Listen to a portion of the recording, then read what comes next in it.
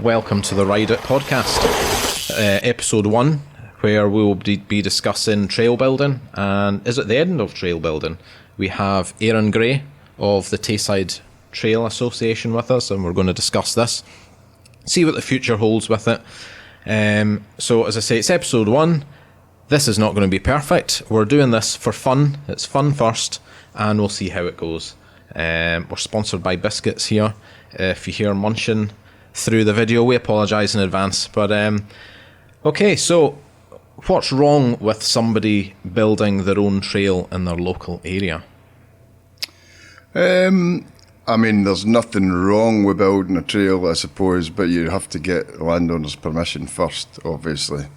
I mean, I'm not going to lie, I've built tons of trails without landowners' permission. You know, I think it's just a thing that happens.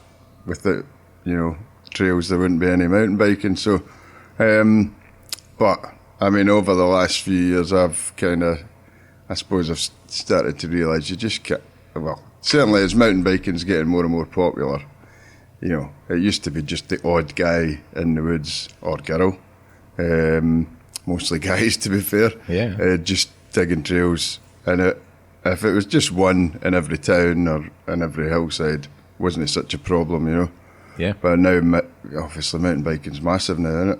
Totally. I think since Enduro kicked off, people were able to access racing, and people took it a bit more seriously, and more people got on board with it. You've been involved in race events yourself. People that don't know, Aaron has Muckmedden events.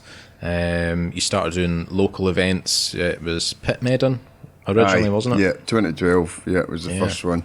And then the Perth Fair City Enduro, which was massively popular. And to be honest, that's what kicked it off for me. That was I'd done a race in Croft, which was more like a cross-country race, which was brutal. Was that the hairy coo? The hairy coo, yeah. I was a muddy coo at the end of that. I was a dead, cramping coo at the end of that when I did it. And I cycled 21 miles from Perth to there before I did the race in the pissing rain. I still smoked back then as well, shameful. So yeah, needless to say, I didn't do great. But first enduro was your enduro that you did in Perth, and it's been successful ever since. So discovering the trails here, initially I didn't know they even existed. I even went up with my bike there. All I could see was fire roads initially. So then meeting local people suddenly opened all this to me, and then did the enduro, and that was it. So yeah, for the trail building, a lot of the trails are great up there, a lot of intermediate level. But yeah, there's a local lad, I shan't name him, digging trails, and I think it was starting to upset local landowners and stuff. I even thought myself it would be great to have a trail association, because we did some work with the ATA, Aberdeenshire Trail Association. We did jerseys for them, and it really got me thinking it would be great if we had something like that. Aye. But so busy back then that I thought, there's no way I can organise this. I was just too busy. Kids around as well. But then you guys started up this. Where did it start? Well, I mean, for the races, basically. So, like I say, we all were building trails illegally. There was a wee bit of a kind of gentleman's agreement, because I was obviously a race organiser, or had become a race organiser. Wanted to make sure the trails were tip top before each race, and put a few new bits and bobs in, and just make it as good as it could be. So I was doing that for the Muckmedden events.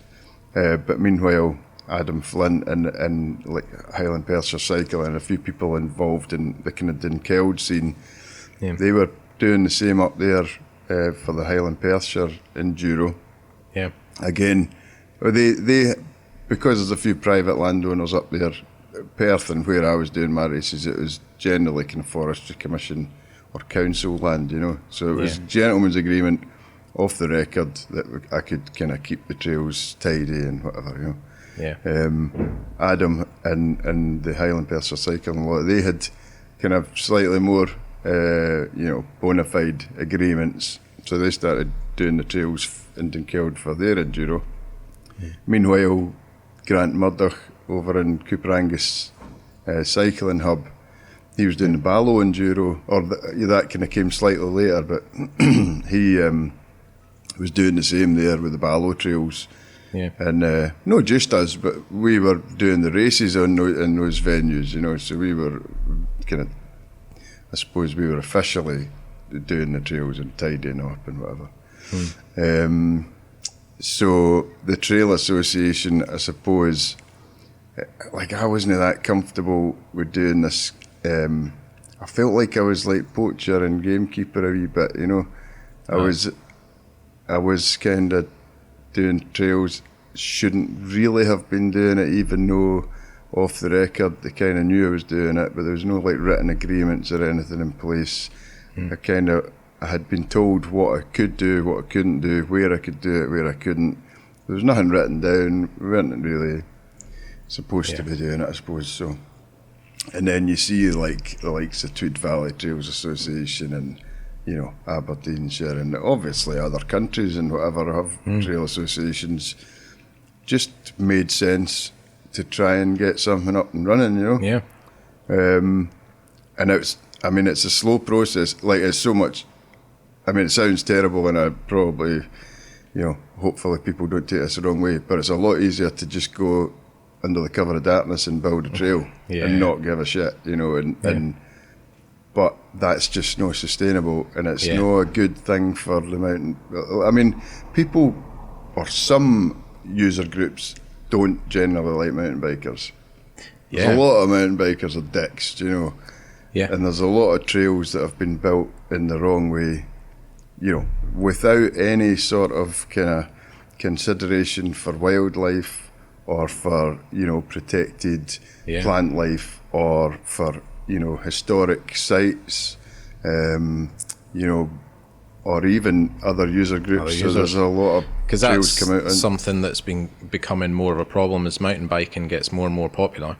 It's been annoying other users like walkers, dog walkers, horse riders, and so there's been friction there. You've been seeing on mountain bike news and stuff in the last few years as well, people even setting traps in a wire across trails that are really dangerous. So I think... which also isn't acceptable, really. Yeah, I mean, people are dicks. No. That's you bad. Know, walkers are dicks. You never have to. Yeah. I think that's a good thing about having association, having something more organised to build and maintain trails is like you've been doing. You've been maintaining path verges as well, cutting back foliage and things, and that pleases other users. Absolutely. Right, I mean, that honestly was our, as much as we want to be building berms and, you know, getting the trails, you know, as sick as possible, as they say. Totally.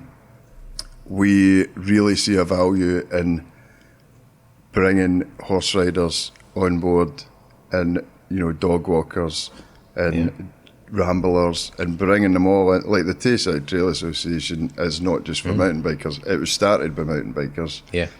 But we all use the trails, we all use the forests and the hills, and we kind of, if we can bring these user groups on board and show them that actually we're not just building jumps in stupid places and trashing badger sets, we're actually considering every user group, and we want to take that dodgy exit away and we want to reroute it, and at the same time hopefully we'll be able to make our mountain bike trail 100 yards longer where we jump in it instead of that horrible chute that comes out absolutely. The fire road, you know. Like say, it's then showing that you're respecting these other trail users, and in return they respect us and think mountain bikers aren't all dicks. Yeah, exactly. And that dialogue between all the user groups is really healthy, you know. Yeah, absolutely.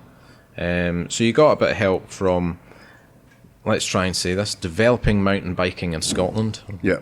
DMBINS for short. Is it short? Still a sentence, isn't it?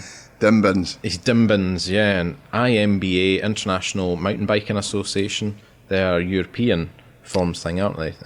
IMBA Europe is, so IMBA's from North America, but IMBA Europe is Europe-wide, So you got, were they a good source to go to for advice and Aye, I mean, we didn't go really to IMBA as like directly, but obviously DMB&S are like they work with IMBA Europe a lot, you know.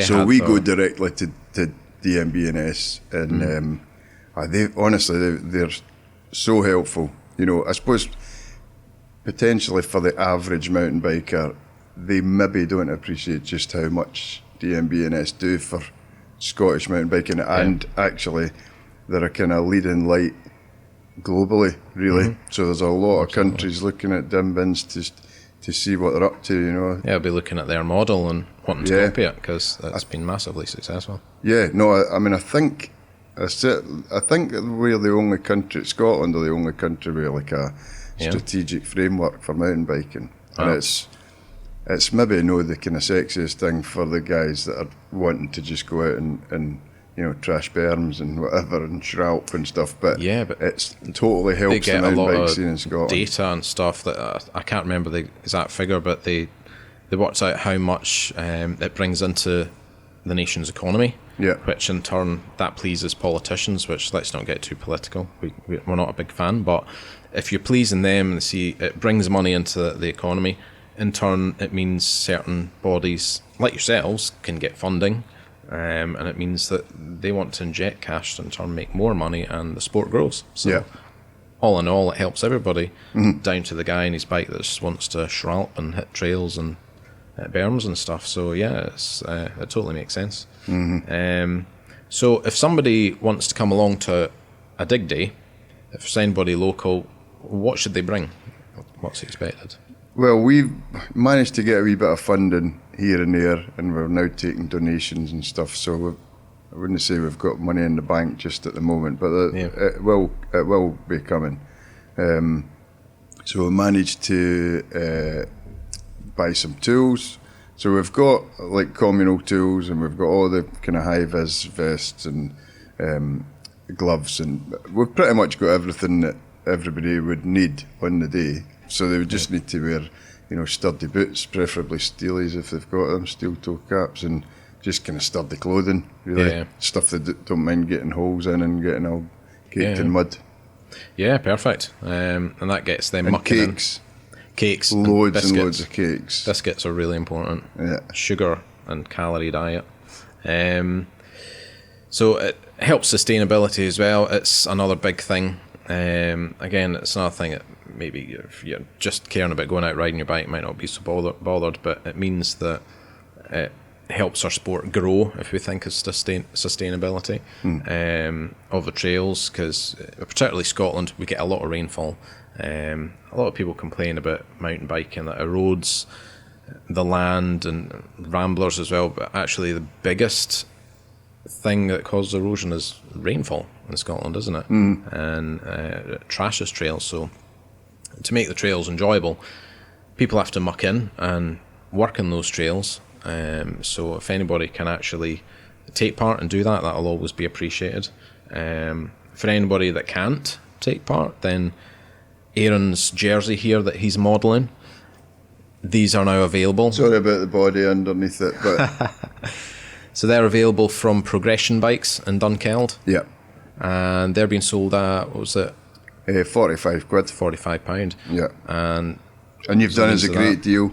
So all the, you know, obviously we've got a decent profit on each one, which goes straight to the TTA. Yeah, exactly. That puts in money for yourselves that, as you say, it then funds tools, even, was it £2 for a hot drink for whoever turns up on the day. Yeah. And also you're getting the opportunity to train people to be coordinators, which would normally cost, was that £100 or £200? It's about 100 and odd quid, depending on how many people are in each kind of course. Yeah, because you need to have a guy that's qualified to say, we're doing this and this is how we're doing it. Else it just gets out of hand, I imagine. Yeah, absolutely. I mean, there's a lot of paperwork for each, which we've got templates for now, but obviously we had to get all of that kind of in place. And in turn, the more of those you have, then the more dig days you can have. Yeah. The more trails are fixed, repaired, and maybe expanded at some point. Yeah, exactly. So, yeah, sustainability, really important. And you had Take Care of Your Trails Day as well. Again, that was DMB-INS, an association with them, wasn't it? Yeah. They started that up. Yeah, so they started that, I don't know, a few years ago, they started it, and it was a Scotland thing. Yeah. And it was Take Care of Your Trails. But in the last few years, it's IMBA. I don't know if it's, I think it's just Europe. I think it's just IMBA Europe. Right. I've kind of taken that on, and now it's a European-wide thing. So all the countries that want to take part, all the kind of trail crews across Europe. Yes, and it's like a wee competition.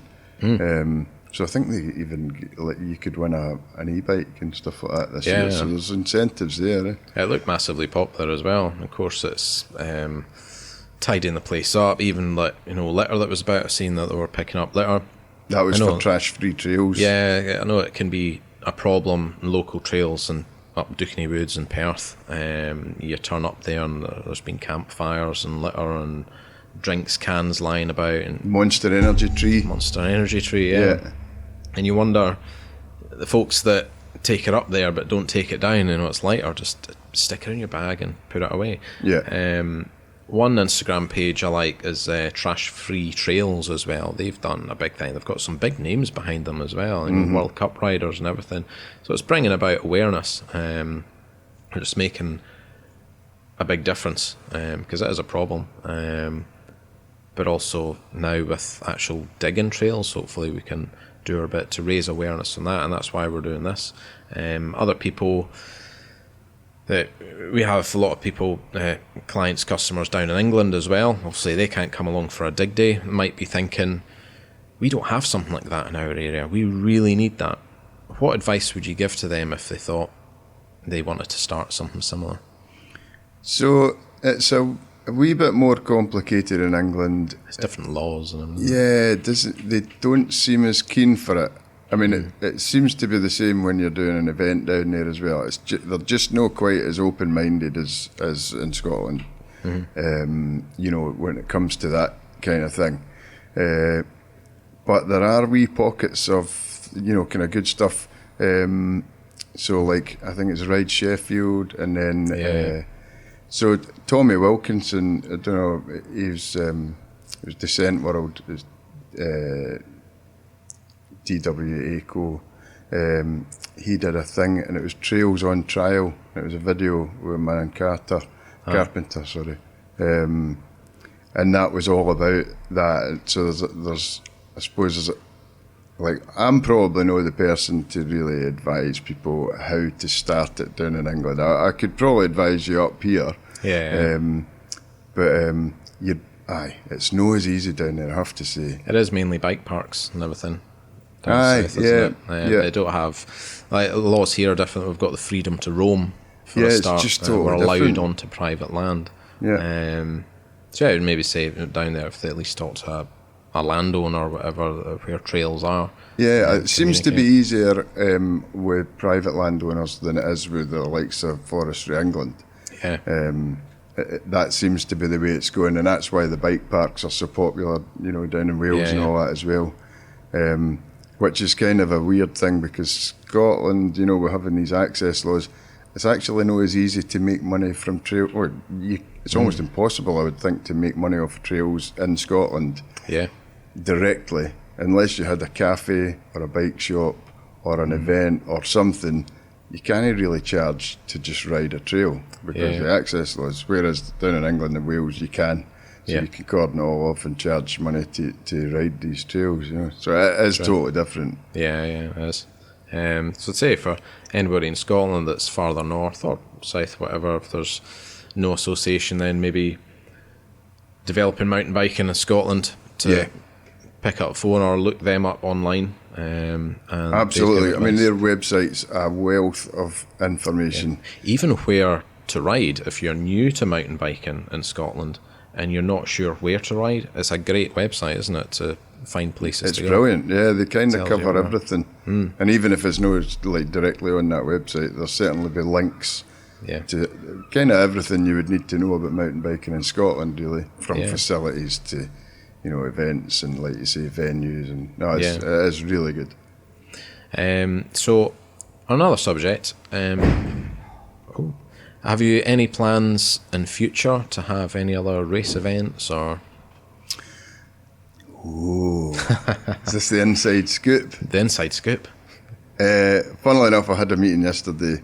So, from a Muckmedden point of view, I had I just kind of reached. I wouldn't say it was burnt. I probably was a bit burnt out actually. After COVID and all that. Because you were like spending, it was the best part of 2 years, wasn't it? And you were spending 2 years, as much as it probably looked like you were having 2 years off, you're actually having 2 years trying to figure out what the hell to do and what the hell the future looks like. And obviously even planning a birthday party at that time was a total nightmare, or a wedding or whatever. So organising like a mass event, and everybody was so risk averse. It was a nightmare. It really was. So I suppose this year we've got this mobile pump track. So that's started taking off. It's really popular. It has become really popular over the last 2 or 3 years. And I could see the diary filling up with that. I was thinking, what events am I going to do next year, and all that sort of thing. And I actually thought, I could just have a year without organising these big events and just go around to other people's events with the pump track, and it's great fun. Takes less planning, and just get my stoke levels back. So anyway, that's what I'm doing. But I had a meeting yesterday, and we're going to be bringing back one of our old events next year. Probably best not to say until I've got. Damn it! Probably best not to say which one it is until I've got the permissions in. But one of the events is definitely coming back. We can pretty much start advertising that. So it will be in. I could say the date actually. You can stick it in the diary. So it's going to be the 9th of September, 2023. Ah, good. Which is just after the World Cycling Champs. They'll be in Scotland, all across Scotland in August. So then we thought we'll wait till September and bring back one of our old events. I should put whiskey in these mugs just to make you talk more. Loosen my tongue a bit. That sounds good, because it's been going well with Punk Track, and we did wonder if that was you just going to turn your back on it completely, but we did suspect that you'd maybe want to have another bash with at least one a year or something, because the good thing about Muckmedden events is that the races are unique to the other ones, in the sense that they're more fun, they're chill, they're not as serious, and it's not as massive a day out as like if you're doing Scottish Enduro series or something. It's a big pedal, so and you get some pro riders and privateer riders that do EWS and everything that still come along to them, because it is more a chilled event. They get to meet their pals and just enjoy these races just for fun. And it's been massively popular, so that'd be good to see them come back again. I mean, that's a conscious thing. Like that's I could put on 20 stages, 20 time stages, make on the hardest trails, but it's because I don't mind a bit of technical riding myself. But that's not to say that I enjoy that more than a good blue trail. I like a blue trail.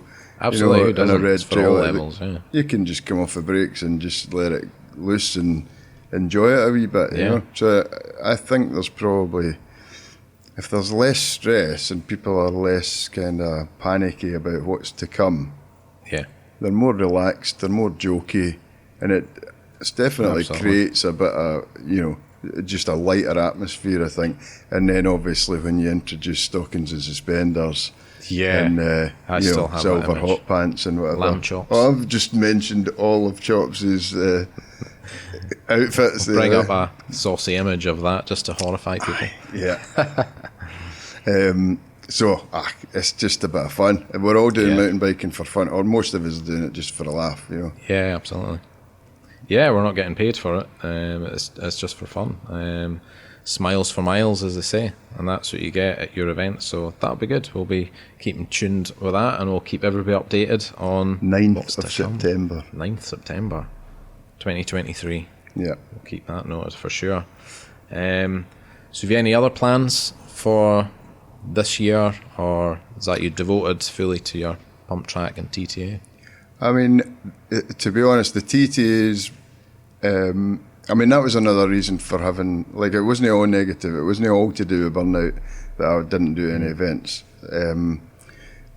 A lot of it was positive, and it was just stuff that was kind of piquing my interest at the time, and I thought, I've got an opportunity to spend time doing that. So the TTA was one of these things, because I'm spending less time planning events, and we're just rocking up every weekend with a pump track.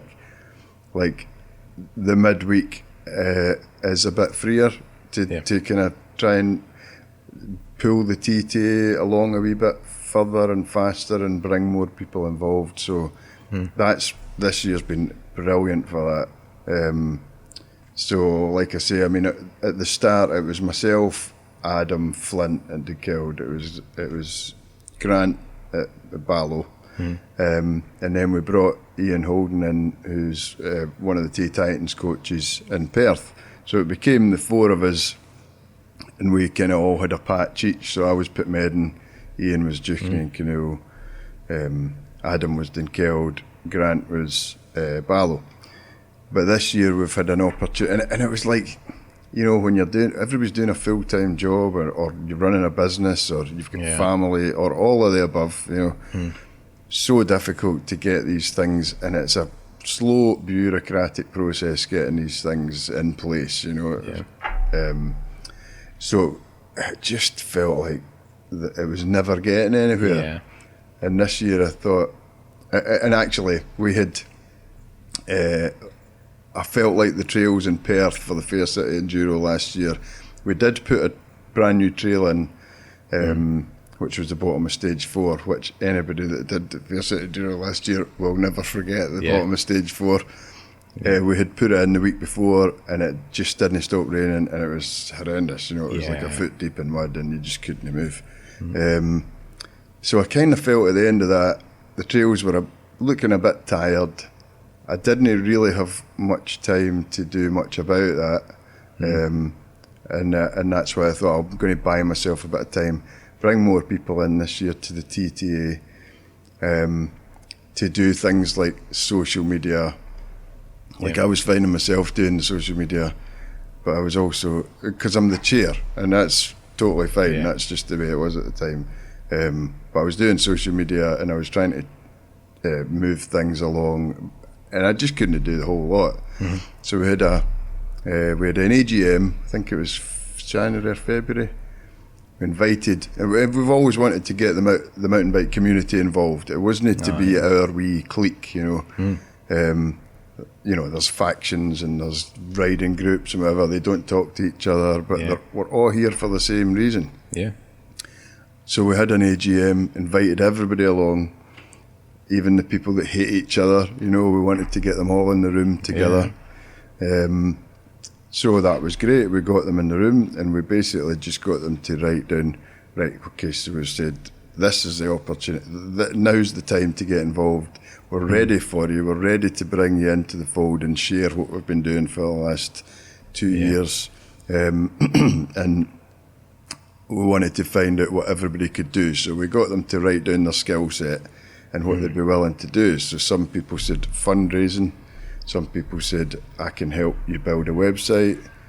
The other ones were like, well, I quite like a bit of social media, we'll do that. Other ones were saying, I'd like to be a trail coordinator. So it was like all of a sudden we were sharing this thing, and it's really helped it grow quickly, you know. And it's been quite kind of, I suppose it's been quite inspiring really, because we were starting to fade a bit with it because it felt like it wasn't going anywhere. But having all this new blood and new energy, and I keep looking at the TTA Instagram.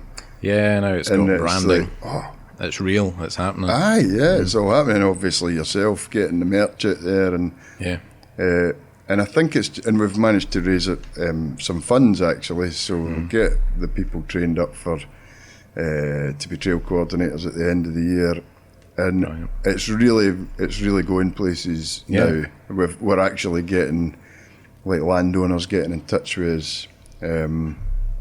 Like there's a landowner in Perth who they're building a new housing estate, Right. and there's land there, and they're saying, we would like to utilise this for mountain biking. Would you be interested in advising on maybe installing a pump track or some mountain bike trails? Wow. And that's just one instance. So there's quite a few of those. That's amazing. Which is great. It's really good. It's growing fast. And it's having the time and the people to kind of divvy up the jobs and I suppose direct it all. And I bet these people as well, landowners, I mean, suddenly that's happening more because you have an identity. You seem more a professional group. Being an association, will take that more seriously than just a bunch of guys saying, we want to play on our bikes, and you mind if we dig over here? Take you a lot more seriously. So yeah. And I think the fact that we're actually, we're chatting to people like the Canoe Hill Users Group, and Perth and Canoes Council have just put some of us through like a strimmer course, and to use flails and things like that. Yeah. Obviously, we've got a written agreement with the Forestry Commission and a load of different kind of private landowners. We're obviously insured, we're a constituted group. We've got different user groups within our trail association, so, the horse riders are saying, these guys aren't too bad actually, they're not just about building silly jumps and, and, like you touched on, we've done core paths, we've cut the gorse back, not for our benefit but for everybody's benefit, walkers paths, and we've trimmed sight lines to improve exits, and Ian managed to put a fence up at the bottom of Bermy Clifton because the riders were fleeing it where they're building onto a new the house. road. It was a bit sketchy, that. So it's good. It's really working well. Yeah, I think that's what came about over. I don't want to use the C word, and it's not the one you're thinking. But the pandemic of 2 years. I was thinking cake. Cake. Hit myself. Over the last 2 years it hindered and it hurt so many people in so many different ways, but it has given opportunities in other ways, like for you to step back from events and concentrate on your pump track, and now this. And it's similar with us. I wanted to start a podcast for so long. It was in the back of my mind what I'd like to do, and then over that period we were actually changing factory. We were let down really bad by a factory in Poland, and I wanted stuff to be UK manufactured, so it gave me the opportunity to do that as well. So a bit of opportunity to stand back, get other projects started. So we've started this as well. So in future we'd like to have you on again. We've got some ideas of other people to have on, including one of our own riders, James Shirley, who does EWS and recently did Maxi Avalanche, the mass starts, which look incredible. I've never done a mass start race. They look brilliant, I've done the Mac Avalanche once. Really? I podiumed actually. Oh yeah. Despite a massive crash. Yeah. Oh, that's insane. I've wanted to do them for so long, but I don't know if I'm just over the hill now. We'll see. But yeah, to have him on and learn a little bit more about privateer racing, because these guys really slug their guts out just travelling to these races. Van life, it seems all luxurious and an adventure, and to a degree it is, else they wouldn't do it. But then to turn up and race, must be knackered by the time they're at the start gate for stage one.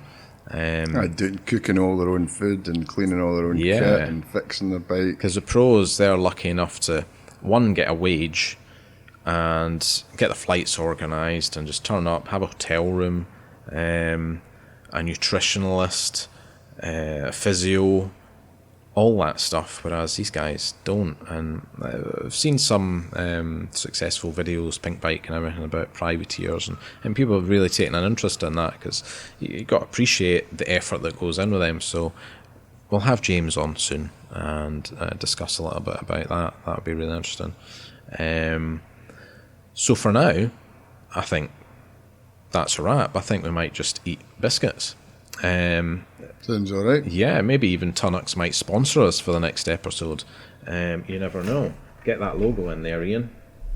So, yeah, thanks very much. If you're really into mountain biking and you're interested in the people, the organisations like TTA, then like this video, subscribe to it, and notifications if you click that as well, because we won't be relentlessly letting videos out there every day or every week, so you know when the next one comes out. You can follow TTA on Instagram, ourselves as well, Ride It Clothing. Find out a little bit more about us, and we'll see you for episode 2. Thank you very much. Ciao.